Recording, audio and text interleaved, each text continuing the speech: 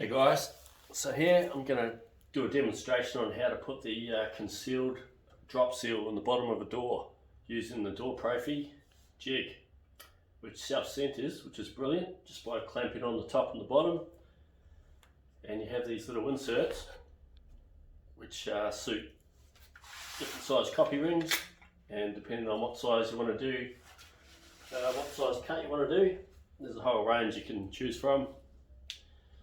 I found this one that'll work with my 12mm cutter and the Festool 17mm copy ring, and I want to cut a 14mm wide cavity, and before I do that I better set the depth to 35mm, which is what the Calago drop seals are. So I just stuff it off there, drop that down, reset that back to 0, and then I'll slide that up to 35, make it 36. That's ready to go. Now this can fall out, there's no vacuum sucking it in, so I'll probably start it at the bottom here. I don't think I'll plunge, because plunging I might end up taking that out, so I've got to keep it firm against that, and I'll just do a lot of passes.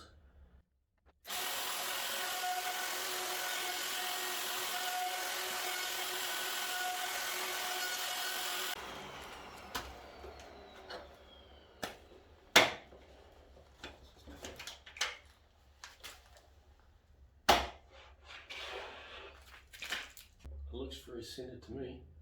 9.6, 9.5. I think you find if you dropped in a 14mm concealed drop seal, that would fit nicely.